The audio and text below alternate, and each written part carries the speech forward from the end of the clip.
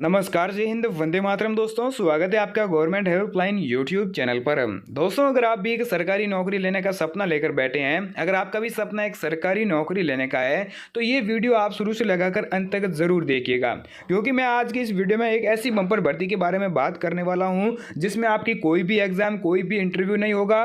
यहाँ पर सीधी आपको भर्ती के तहत नौकरी दी जाएगी, जिसका नाम है दोस्तों बिजली विभाग भर्ती 2025। अब दोस्तों 2025 के अंदर ऐसी तो बहुत सारी भर्तियां निकलती है, लेकिन इस भर्ती की खास बात क्या है उसकी मैं बात करूं तो इस भर्ती की बहुत ही बड़ी खास बात यह है कि आपको इस भर्ती के तहत दूर कहीं जाने की जरूरत नहीं रहेगी। अब दोस्तों यहाँ पर कई सारी ऐसी भी भर्ती आती है जिसमें आपका कोई भी एग्जाम, कोई भी इंटरव्यू नहीं होता है, वहां पर आपका सीधा प्रोसेस होता है, लेकिन वहां पर आपको घर से दूर रहना पड़ता है। तो इस भर्ती की ये बात आपको मैं बता दूं कि आप अपने ही पंचायत के अंदर नौकरी ले सकते हैं, आपको दूर कहीं जाने की भी जरूरत नहीं रहेगी। और यहाँ पर महिला और पुरुष दोनों भी इसमें आवेदन कर सकती है, ऐसा नहीं है कि यहाँ पर केवल पुरुष आवेदन कर सकते हैं। तो ये भर्ती है जो दोनों के लिए अवेलेबल है। साथ ही में दोस्तों मैं आपको बता दूं, अगर आप भारत के किसी भी राज्य से हैं, चाहे आप हरियाणा, पंजाब, राजस्थान, गुजरात, यूपी, बिहार, कर्नाटक, हिमाचल प्रदेश, अरुणाचल प्रदेश, तो सभी राज्य से इसमें है जो अपना आवेदन पत्र भर सकते हैं। वहीं दोस्तों पदों की संख्या की मैं बात करूं तो पदों की संख्या है जो बहुत ही ज्यादा पद है, आपको पदों की टेंशन लेने की जरूरत बिल्कुल भी नहीं है, क्योंकि 1,20,000 से भी ज्यादा पद आपको इस भर्ती के तहत देखने को मिलेंगे। अब यहाँ पर 1,20,000 पद दोस्तों कम नहीं होते हैं, बहुत ही ज्यादा पद है। और अपना फॉर्म है जो जरूर भर दीजिएगा, चाहे आप 8वीं पास है, 10वीं पास है, 12वीं पास है, या फिर आपने ग्रेजुएशन पास कर रखी है, तो सभी इसमें आवेदन अपना जो आवेदन पत्र भर सकते हैं। अब दोस्तों बात आती है एजुकेशन क्वालिफिकेशन की, तो हो गई। अब आती है एज क्राइटेरिया।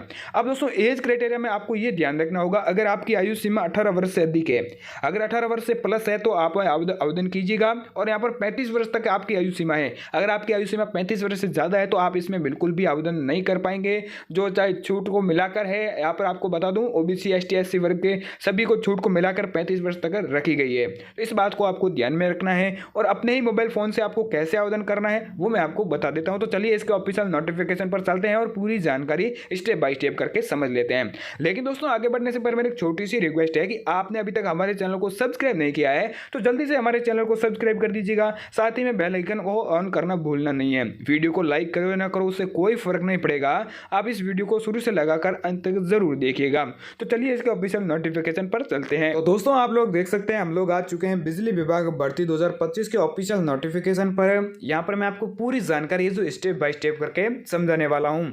सबसे पहले तो आपको ये बताऊंगा कि यहाँ पर आपके आवेदन पत्र कैसे भरे जाएंगे और कितने चरण रहने वाले हैं। तो सबसे पहले तो आपको बता दूं, आवेदन पत्र भरने के लिए यहाँ पर आपके 2 चरण रहेंगे। पहला चरण क्या रहेगा, दूसरा चरण क्या रहेगा, और दोनों स्टेप मैं आपको अच्छी तरीके से समझाऊंगा जिससे कि आप अपने ही मोबाइल फोन से घर बैठे भर सकते हैं। अब मैं आपको बता दूं यहाँ पर इसमें कौन कौन सी योग्यता रहेगी, क्या क्या क्वालिफिकेशन रहेगी, उसको थोड़ा डिटेल में समझ लेते हैं, जिससे कि आपका फॉर्म है जो सही से भरा जा सके और आप कोई भी गलती ना करें। अब दोस्तों मैं आपको बता दूं, महिला और पुरुष दोनों के लिए ये बहुत ही बड़ी भर्ती आ चुकी है, यानी कि महिला और पुरुष दोनों इस भर्ती में आवेदन कर सकते हैं। अब वेतन की मैं बात करूं तो वेतन यहाँ पर आपकी सबसे पहले तो सैलरी आपको जान लेना चाहिए, क्योंकि आप किसी भी भर्ती में आवेदन करते हैं तो उससे पहले आपको सैलरी का पता होना चाहिए। अब यहाँ पर आपकी 35,000 रुपये सैलरी मिलेगी हर मंथ, यानी कि आपको पर मंथ सैलरी है जो 35,000 रुपये मिलेगी। अब योग्यता की बात करूं, जो एजुकेशन क्वालिफिकेशन होती है तो उसमें यहाँ पर आपकी 8वीं पास है, 10वीं पास है, 12वीं पास है, ग्रेजुएशन पास भी आवेदन कर सकते हैं। यानी कि दोस्तों यहाँ पर अलग अलग पदों के लिए अलग अलग एजुकेशन क्वालिफिकेशन रहती है, उसका भी आपको ध्यान में होना चाहिए। उसके भी बारे में आपको आगे इस वीडियो में अच्छी तरीके से समझाऊंगा।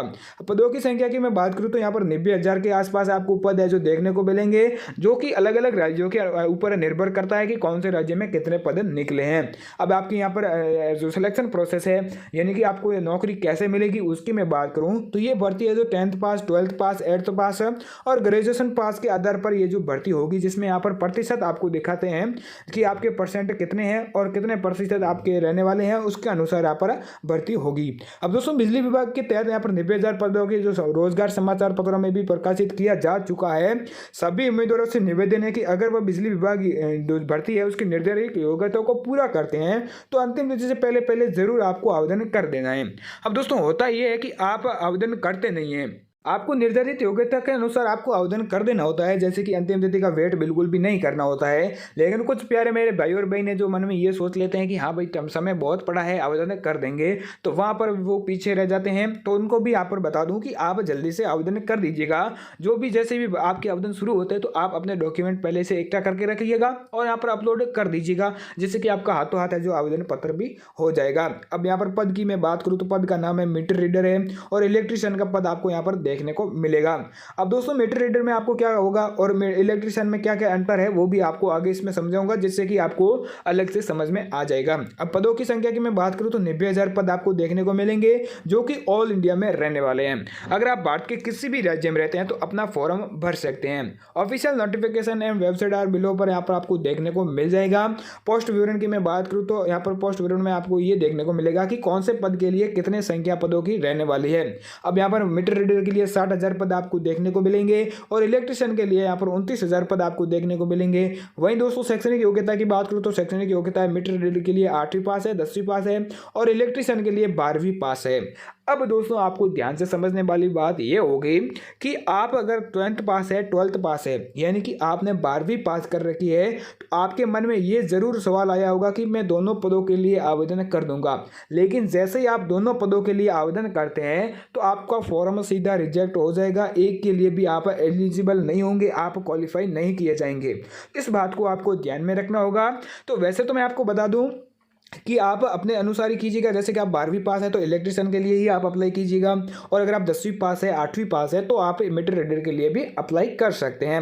अब अप्लाई करने का तरीका भी आपको बताऊंगा, जिसमें आपकी आयु सीमा बहुत ही इंपॉर्टेंट हो जाती है। जब आप यहाँ पर आयु सीमा का ध्यान रखते हैं तो वहाँ पर आप देख सकते हैं कि यहाँ पर मीटर रीडर के लिए 18 से 45 वर्ष तक आपकी आयु सीमा रहेगी, और इलेक्ट्रीशियन के लिए यहाँ पर 18 से 40 वर्ष तक आपकी आयु सीमा रहेगी, जिसमें पे सैलरी है जो 28,000 से लेकर 35,000 रुपये तक रहेगी, और एज लिमिट जो 18 से 45 वर्ष तक रहने वाली है। अब दोस्तों आयु सीमा पर निम्न प्रकार की छूट का प्रावधान भी मिलेगा। जैसे कि एज लिमिट पर आपको निम्न प्रकार की छूट का प्रावधान रहेगा, जिसमें आप है जो 3 वर्ष का ओबीसी के लिए और फीमेल और ST/ST के लिए यहाँ पर 5 वर्ष तक का छूट का प्रावधान रहेगा। अब दोस्तों आवेदन पत्र समझ लेते हैं, ये वेरी इंपॉर्टेंट है। आपको कई बार मैं बता चुका हूँ कि अपना आवेदन पत्र सही से भरिएगा। अगर छोटी सी भी गलती हो गई तो आपका फॉर्म सीधा रिजेक्ट हो जाएगा। अब दोस्तों आपको मैं बता दूं, यहाँ पर सबसे पहले तो अपना नाम लिख देना है, पिता का नाम, माता का नाम, जन्म तिथि, लिंग, मोबाइल नंबर, ईमेल ID, पता, राज्य, जिला, तहसील, और उसके बाद में यहाँ पर दिनांक लिख देनी है और हस्ताक्षर आपको कर देना है। अब सबसे इंपॉर्टेंट बात यह होती है कि आप अपना फोटो है जो ज़्यादा पुराना यूज़ नहीं कर सकते हैं।